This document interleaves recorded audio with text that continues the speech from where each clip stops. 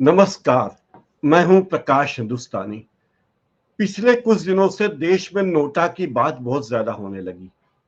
जब से इंदौर में कांग्रेस के प्रत्याशी ने अपना नाम वापस लिया या उसे अपना नाम वापस लेने के लिए मजबूर किया गया, उसके बाद कांग्रेस ने यह अपील की थी कि हमारे मतदाता नोटा का बटन दबाएं। नोटा यानी नन ऑफ अबव, ऊपर लिखित उम्मीदवारों में से हम किसी को भी वोट नहीं देना चाहते, इसलिए नोटा का बटन दबाइए।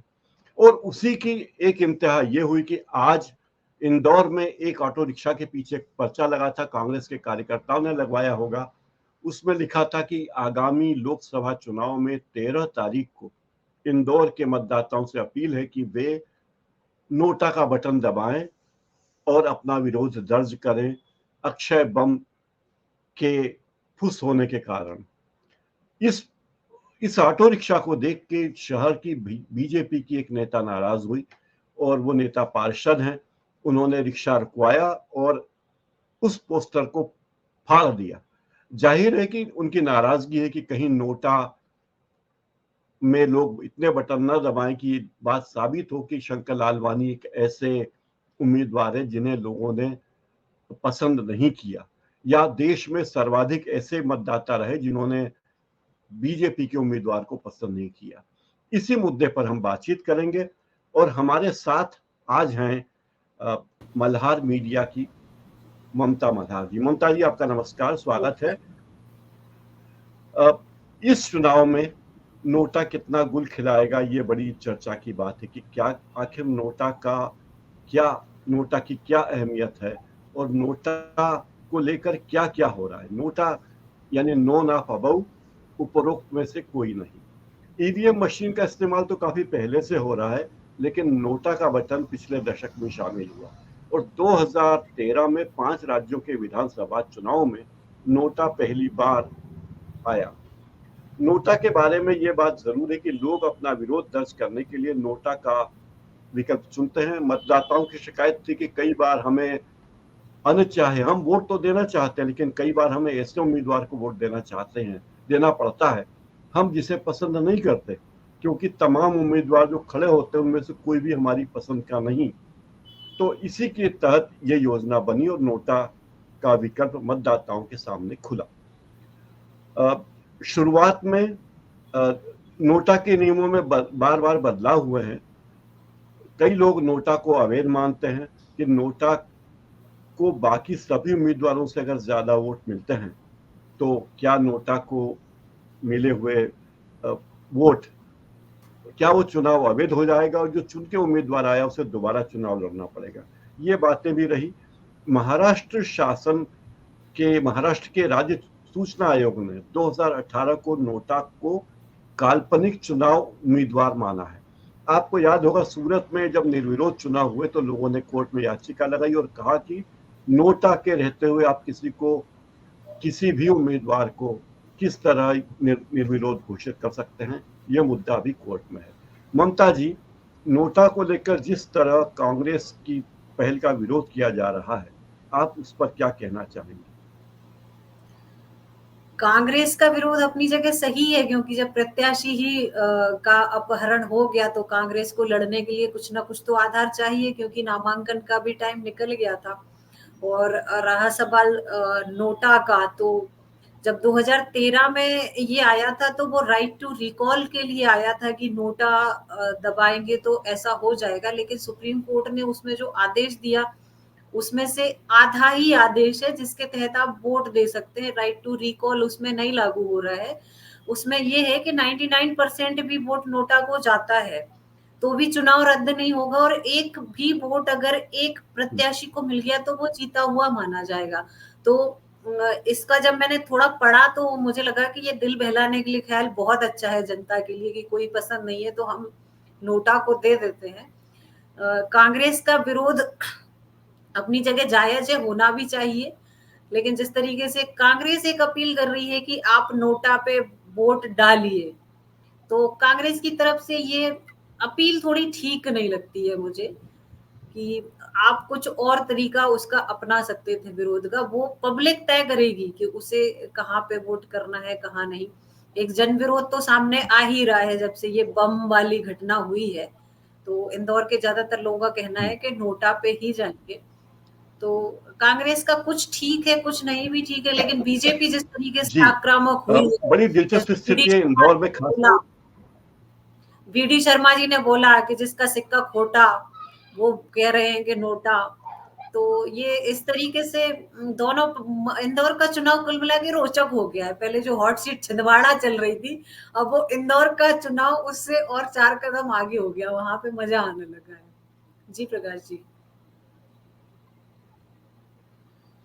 जी, ममता जी, इंदौर में जगह जगह पोस्टर लगे हैं कि लोकतंत्र को बचाने के लिए नोटा दबाएं, संविधान को बचाने के लिए नोटा का बटन दबाएं। जगह जगह पोस्टर लगे हैं, बैनर लगे हैं, और लोगों को ये संदेश दिया जा रहा है कि संविधान बचाना हो और लोकतंत्र के साथ व्यापार करने वालों को सबक सिखाना हो तो नोटा का बटन दबाइए। और बताना जरूरी है कि इंदौर बीजेपी का गढ़ है। यहाँ नो चॉइस का जो अभियान चल निकला है उससे बीजेपी के लोगों में बहुत नाराजगी है। ये भी कहा जा रहा है कि ये बार बार जो लोग नोटा का बटन दबाने की बात कर रहे हैं वे संविधान के मर्यादा के खिलाफ है। और ये भी कहा जा रहा है प्रचार करने वाले कि ये पाप है। ये बताना मुनासिब है कि आरएसएस के प्रमुख मोहन भागवत बहुत पहले ही ये बात कह चुके हैं कि नोटा का अर्थ ये है कि लोकतंत्र अपने वोट को बर्बाद करना। जब आप नोटा का बटन दबाते हैं तो आप अपने वोट को बर्बाद करते हैं। भाई आप किसी को भी वोट दे दीजिए, अगर 10 उम्मीदवार खड़े हैं तो आप ये कहें कि 10 में से कोई भी योग्य नहीं है, ये बात तो ठीक नहीं है। जब अक्षय कांति बम ने इंदौर में अपना नामांकन वापस लिया, कांग्रेस के उम्मीदवार थे, तब जीतू पटवारी जो प्रदेश कांग्रेस के अध्यक्ष, उन्होंने कहा था कि हमारे पास ये विकल्प है और हम नोटा का बटन दबाने की अपील लोगों से करेंगे और देश में नोटा को नंबर 1 लेकर आएंगे। सुमित्रा महाजन जी कांग्रेस के उम्मीदवार द्वारा नाम वापस लेने के मुद्दे पे काफी नाराज थी और उन्होंने कहा था कि ये नहीं होना चाहिए, इससे लोग नोटा की ओर जाएंगे और बीजेपी तो यूं ही जीतने वाली थी, तो हमें इसकी जरूरत नहीं है। ये भी कहा जाता है कि नोटा एक तरह से काल्पनिक उम्मीदवार है, यानी कोई व्यक्ति नहीं है। यानी उपरोक्त में से जो सबसे नीचे नोटा का बटन होता है कि उपरोक्त में से हमें किसी को भी चुनना नहीं। ममता जी, जब भारतीय आम चुनाव में यानी 2019 के लोकसभा चुनाव में जब वोट पड़े तो 1.04% मतदाताओं ने नोटा का इस्तेमाल किया। ये बहुत बड़ी संख्या है, क्योंकि जिस देश में करोड़ों लोग वोट देते हों उसमें अगर 1% वोट भी नोटा को पड़ते हैं तो इसका मतलब ये लोग उम्मीदवारों को पसंद नहीं करते, उन उम्मीदवारों को वोट नहीं देना चाहते। क्या इस तरह के का प्रतिशत बढ़ेगा इस चुनाव में? इस चुनाव में नोटा बढ़ने की संभावना ज्यादा है। जैसे कि जब नोटा लागू हुआ 2013 में, तो 14 में 60 लाख नोटा पड़े, फिर 19 में 65 लाख हो गया। और इस बार जो माहौल चल रहा है, दरअसल हुआ ये है कि एक रणनीति के तहत चुनाव बहुत लंबा खींचा गया, वो इस उम्मीद में कि बीजेपी को फायदा होगा। लेकिन चुनाव जितना लंबा खिंच रहा है, बीजेपी उतने नुकसान में जा रही है। लगातार जिस तरीके की बयानबाजी बीजेपी की तरफ से हो रही है, उस पर चुनाव आयोग का एक्शन ना लेना, इससे भी पब्लिक में नाराजगी है। और मध्य प्रदेश में सिनेरियो इसलिए थोड़ा बीजेपी के खिलाफ हो गया कि जिस तरह से एक के बाद एक सारे कांग्रेस विधायक और कांग्रेस नेताओं को ये लेते जा रहे हैं, तो पब्लिक के बीच में मैसेज फिर बहुत अलग गया है वो, कि पब्लिक में तो आप लड़ाई करवा रहे हो और बीजेपी कांग्रेस सब एक है। तो इस लिहाज से भी नोटा का परसेंटेज बढ़ेगा। अब सबसे बड़ी बात यह है कि यूथ और महिलाएं इस बार वोट डालने कम निकले हैं। आज ही अखबारों ने आंकड़ा दिया है, करीब 4 लाख के आसपास दोनों वर्गों का वोट कम है उसमें, यूथ में।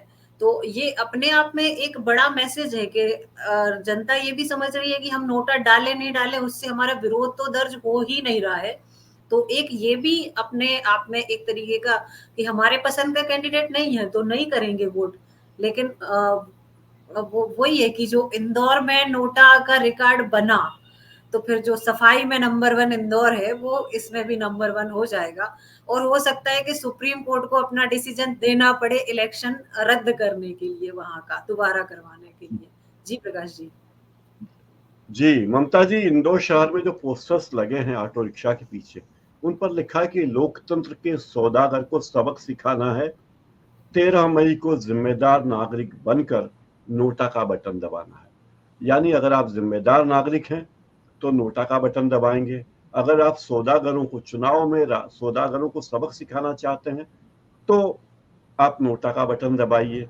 लोकतंत्र बचाने का अभियान इसे कहा जा रहा है और इस अभियान के साथ ही बीजेपी इसका प्रतिरोध कर रही है। बीजेपी ने जवाब में पोस्टर लगाए हैं, उसमें लिखा है कि नोट चलाने वाले अब नोटा चला रहे हैं, आप राष्ट्रीय हित में मतदान करें, नोटा के विकल्प को अस्वीकार करें। यानी कांग्रेस और बीजेपी के बजाय इस बार चुनाव में एक उम्मीदवार की तरह नोटा आ गया है और लोग उसका आनंद ले रहे हैं।